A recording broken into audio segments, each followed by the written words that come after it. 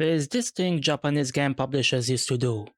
They'd release a game in Japan with the name everyone knew, part of an established series, and then, when it came time to bring it to the West, they'd just change the name completely. Sometimes it made sense. The original name was hard to pronounce, or it referenced something Western audiences wouldn't get, but sometimes they'd do it for no clear reason at all. In 2005, Tecmo released the fourth game in Kagero series. In Japan, it was called Kagero 2, Dark Illusion. In the West, Trapt. No deception, no Kagero, just Trapt. And here's the thing, the Deception series, that's what it was called in the West, already had 3 games. People knew what Deception was. It had a fanbase, small, but loyal. So why rebrand it?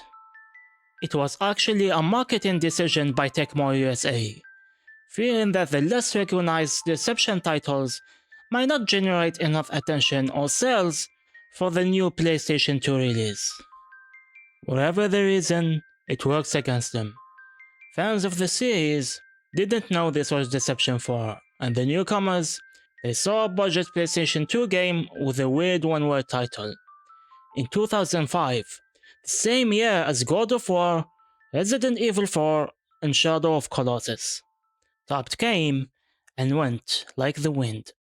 But here's what the game is about. You play as Princess Alicia, your father, the king, gets murdered, and your stepmother, Queen Catalina, frames you for it. Typical evil stepmother behavior. So you flee, and you end up in this forbidden mansion where an ancient evil called the Majin has been imprisoned. And the Majin makes you an offer. It gives you power, the power to summon traps, anywhere, anytime. You become what the game calls a trap master. But here's the thing, you can't fight, at all. No sword, no magic attacks, you just run. And while you're running, you're setting up bear traps, swinging swords, dropping chandeliers, and launching arrows from the walls, you name it. Trapt does something interesting, something that most games of that period of time didn't even attempt. It makes you feel powerless, and then gives you enough control to turn that powerlessness into a weapon. Does it work? Does being a trap master feel the way it should? That's what we're going to find out in today's video. The game opens with a group of people paying respects to a woman, the deceased mother of Alicia, our protagonist, and the first wife of King Olaf. Quick thing, the game calls her Allura, I'm calling her Alicia. That's what the Japanese dub uses, and honestly, I just like it better. They're both Western names anyway, and they fit the medieval setting this game is going for. So, Alicia it is. Let's get back to it. Grains urges him to return to his duties as soon as possible. He's been neglecting his job for 4 years now, and the people aren't happy, ever since he remarried after his first wife died. Speaking of the devil, the source of the problem, Queen Catalina shows up right after this, and Grains takes his leave. And boy, I wish he didn't. With him gone, the Queen's attention turns to Alicia, scolding her for not even greeting her mother. Alicia's maid, Rachel, begs her to say something, and like adding oil to the fire, Alicia basically tells her that she doesn't even see her as a mother. Typical family drama. And just as Catalina is about to slap her with her fan, a fucking sword is thrown out of nowhere and kills the king. Where did that come from? The queen takes advantage of this situation and pretty much accuses Alicia of killing her father and attacking her. Alicia and Rachel are in a state of shock. She says that Alicia has been possessed by the Majin's arm and orders the guards to capture her. Rachel grabs the princess and bolts out of there, and we get a zoom in at Catalina's face. Look at this lace smile. I bet this snake planned the whole thing. We meet with General Grains again, talking with another guy, Joyce. Rachel tells him what happened, and luckily he believes our story. After all, he suspected Catalina from the start. He says to leave things to him and run to a safe place for now. Search parties are already on the move.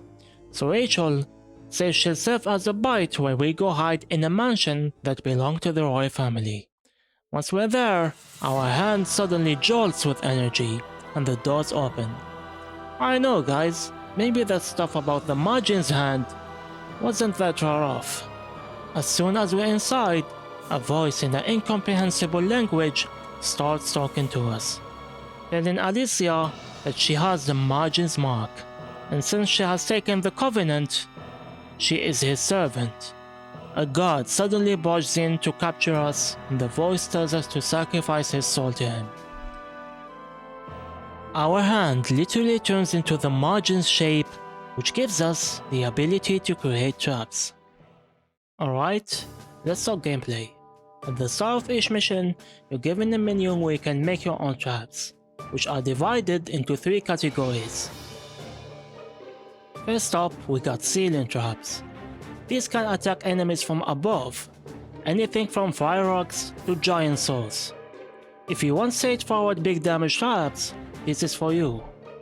Next, we have wall traps, which covers the edges of the stage, pushing walls, rolling bombs, and even magnets. These serve as crowd control and using the nearby space to your advantage. Finally, we have floor traps, which targets enemy movements. This is the Home Alone kit. If you want to feel like Kevin in this game, this offers you everything from launching enemies to the air, to electric floors, and even a vacuum trap that sucks enemies into place.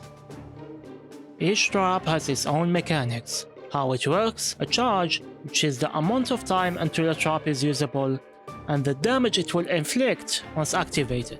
During a mission, you can always access your trap menu to choose where you want to place your traps. Once you're done, the traps will charge in real time, until you get a prompt to press and activate them.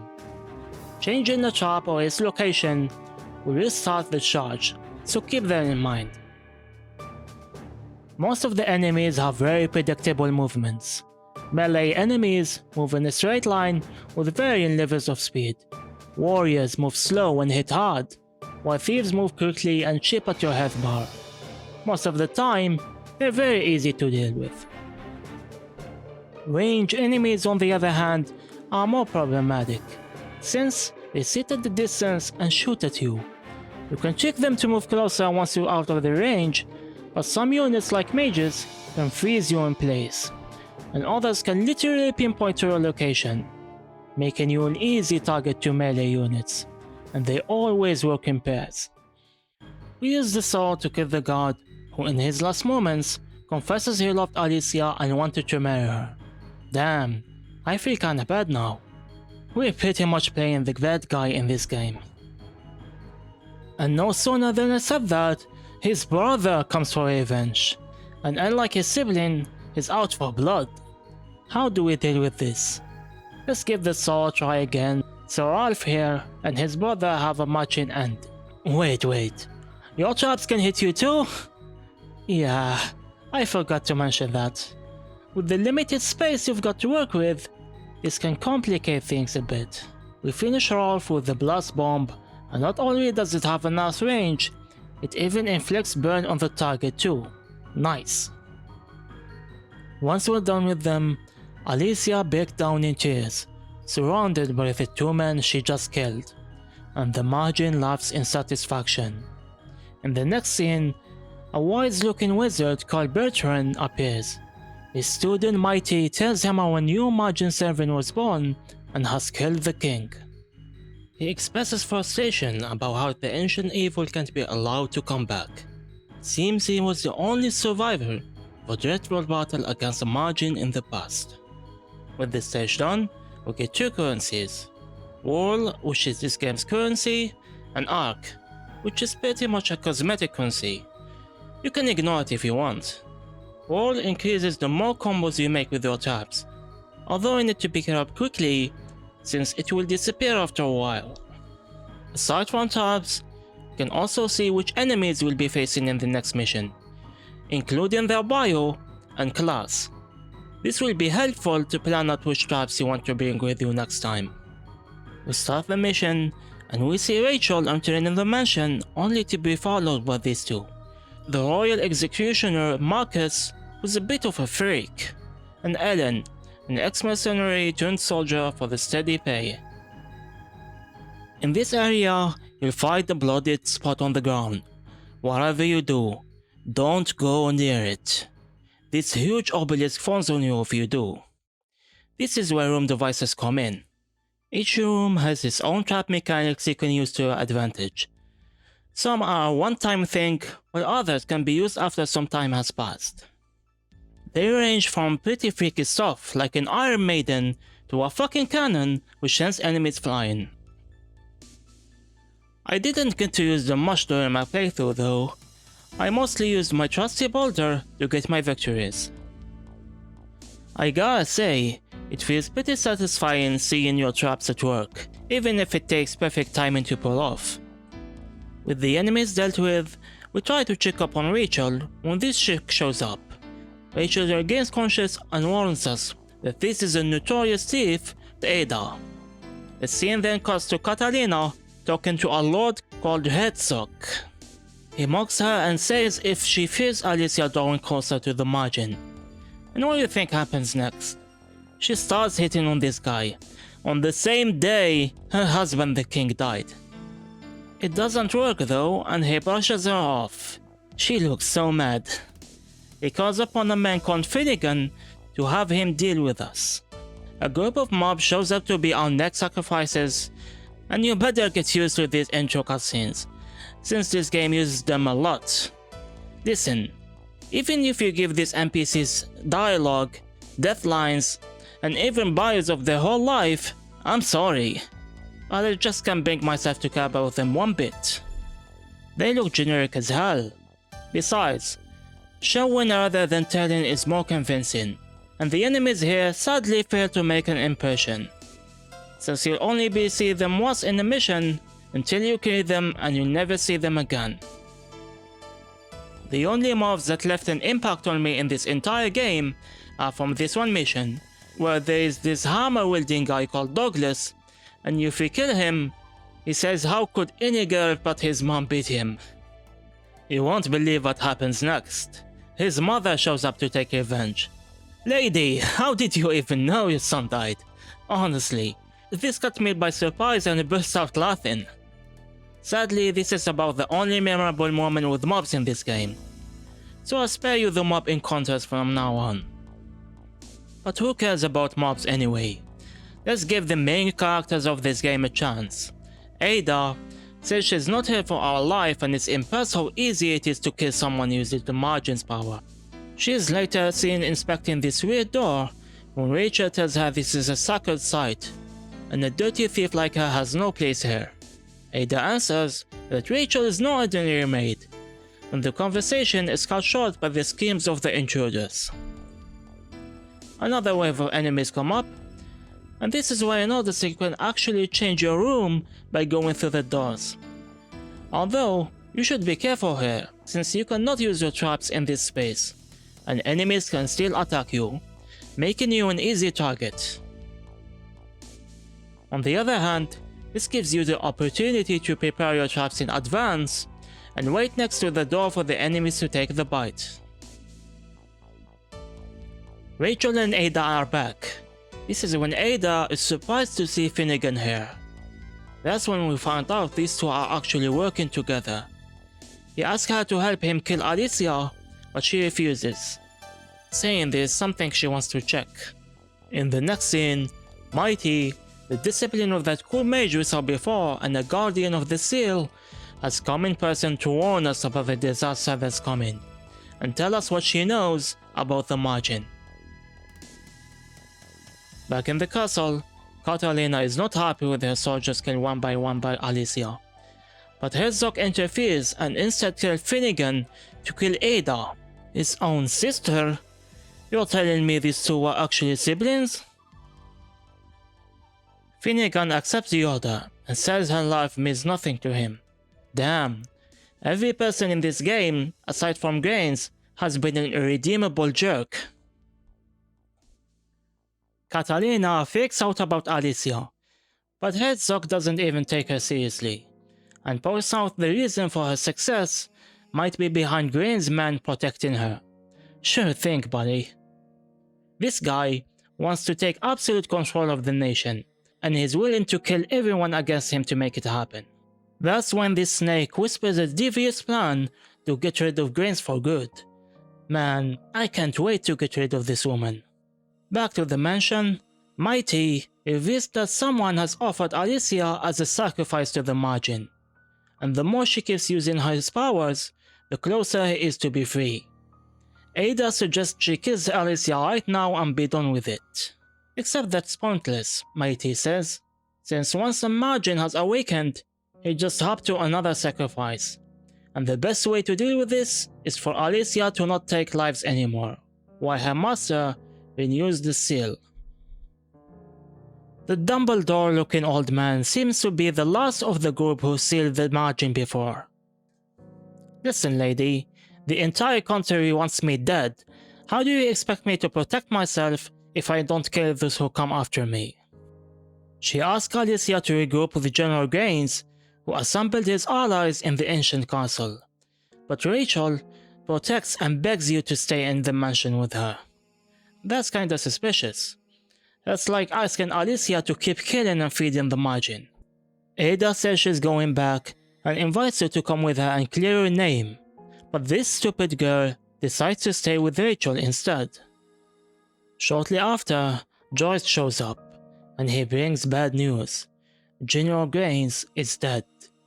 Catalina used soldiers as hostages in exchange for his life and executed him. Great. Now the only decent guy this game had is gone. Rest in peace, my man. Joyce says he believes in you and asks you to storm the old castle and get rid of Catalina for good using your power. Of course, Rachel gets in the way, again. Thankfully, this time Alicia listens to reason and decides to go to the castle.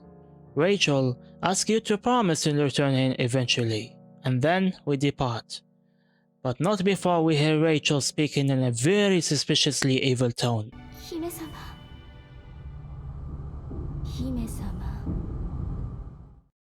Once inside the castle, Joyce tells us to hide and we see Finnegan and Ada talking. Ada has doubts whether that was a real king or a body double, and how Alicia was somehow able to use the Majin power to avoid her execution. That's when Finnegan drops a bomb how she's the one who has killed the king. Now that I think about it, the knife that was stuck in his back looks very similar to the one she's holding. Joyce, filled with rage, was about to attack them when Alicia stops him. I'm gonna be honest, I'm not a big fan of Alicia's character, if she even has any. She barely speaks, but then again, even if she was a silent protagonist, you wouldn't notice the difference. That's just how blunt she is. Even when it was revealed her father murderer is right here, she is somehow able to remain calm? Well, the murderer in question gets backstabbed by her own brother. He explains that marked people like Alicia were sacred people who behind the scenes sacrificed souls for the Majin in exchange for immortality. His ancestors used to serve them, and he was fascinated by them. According to him, if the wielder of the Majin power is killed, then that power is transferred to the killer. Sounds about right for a demon power. Time to fight Finnegan. The castle room's been open to us. It gives us more opportunities to make our traps, and I've got just a perfect setup to deal with this guy. For this to work, you need two things: a vacuum floor and a boulder, preferably a fire one for the burn effect. Pick an elevated area like stairs and put your boulder at the top. Now, put the vacuum below it and just lead the enemies here to suck them in place. Then, unleash your boulder on them and watch the fireworks. This little trick was so good, it pretty much made the entire game a breeze. Speaking of which, a big problem started appearing the more I played. The enemies didn't get any better. They start very slow with simple AI. At the time, I thought this was fine, since it was the start of the game. Now, I'm about halfway done, and the enemies are still the same. Some enemies can dodge and block, but if you trap their movements, there is nothing they can do. To make things worse, the AI is so dumb you can abuse it by spinning around the enemies and reactivating your traps as much as you want. At least the bosses get a movement boost to make them more of a threat, but even that is rendered ineffective with my vacuum trick. Once we're done smashing Finnegan like a fly, we move on to deal with Hertzog and Catalina. That's when the big bad himself comes to meet us. He explains his desire to reform the nation by destroying the old order and taking control of the new one. He is also the one who ordered Ada to kill the king. But here's where it gets weird. He says he did it in accordance with Olaf's wishes. What could that mean? After that, he tells Alicia to leave the kingdom and never involve herself with it any further. But she persists he tells her the truth. He then says he's known her since she was a child and doesn't wish to see her killed. Oh, okay, so he has no problem sending soldiers and assassins after us. But now that we're face to face with him, he hesitates to kill us? You actually get to choose if you want to flee the kingdom or not. I decided to stay. I'm not going anywhere until I send Catalina to the grave. I assume choosing the other option results in a bad ending. Speaking of the devil, here she is. She says that both of you finally have something in common. And that is that each one of you wants to kill the other. Time for another boss fight. But it's nothing the vacuum boulder combo can't handle. I've even added a wall push for good measure, so they keep climbing up and falling at the same trap over and over. Catalina is finally dead. With our mission fulfilled, Alicia decides to go back to Rachel to fulfill her promise. In the next scene, Bertrand says that Hertzog attempts to stop the Majin is futile, and with how many souls Alicia has taken, the seal is nearing its limits. They decide it's safer to get rid of the sacrifice. Once they're at the mansion, they get ambushed by soldiers.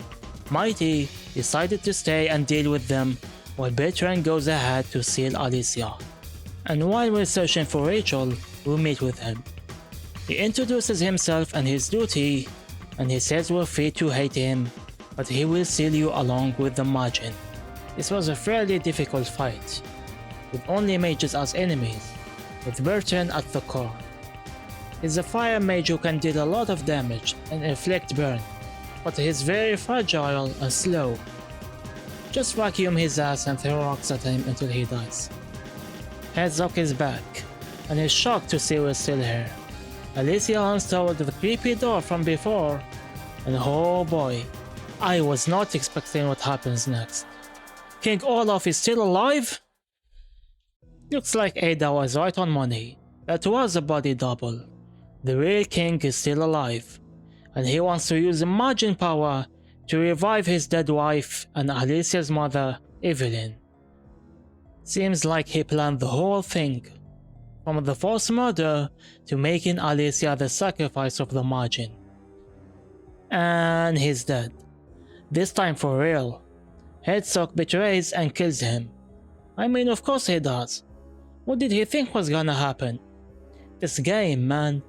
Just when I thought the story was getting good, it takes it away seconds later. And now he turns to us. Whatever, man. Let's just get this over with. I'm done trying to make sense of this game's story. Time to kill Hertzog.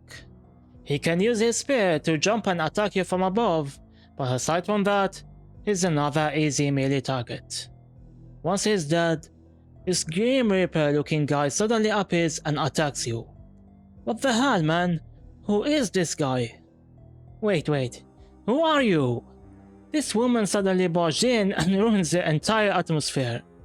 She's not even a hard enemy or anything, just another mob fodder.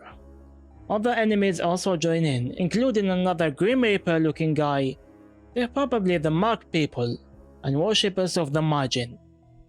I'm not gonna lie, this stage was pretty hard to deal with. The main bosses, Age and Hierarchal, despite being melee enemies, got tons of HP bars, and can dodge your traps the moment you activate them. So unless you can pinpoint their exact location, you're not hitting them.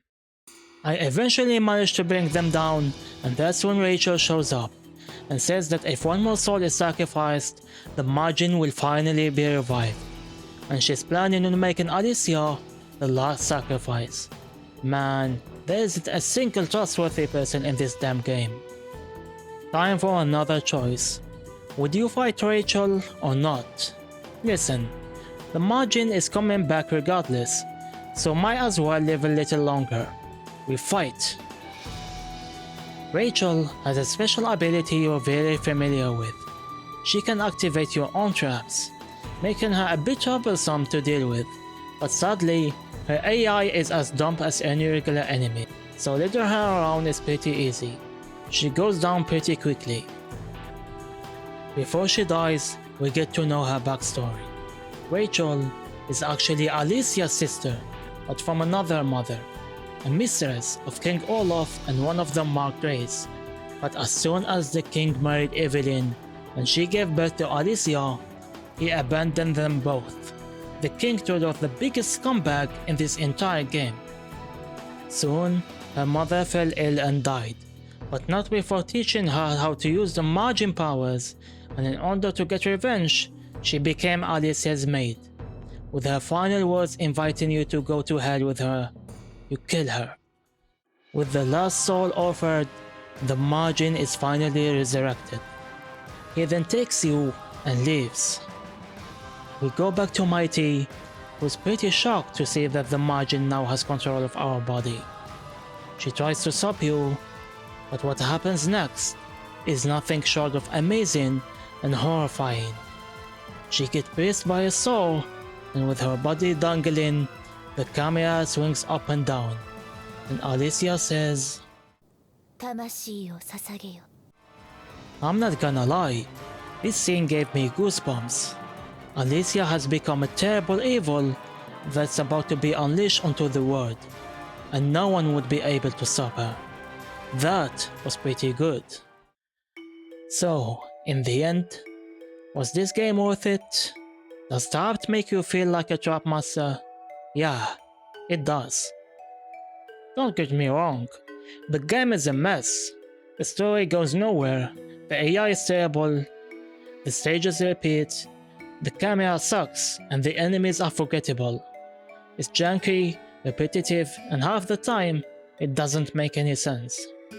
But that moment, when you set up a vacuum trap at some stairs, put a flaming boulder at the top, and watch an enemy confidently march towards you, only to get sucked in place, crushed, and set on fire, that works. I crushed a lot of people with rocks in this game, and every single time, it felt good. That's Trapt, flawed, forgotten, and strangely satisfying. Let me know in the comments how the other Kagero games are compared to this one, and as always, I'll see you on the next video.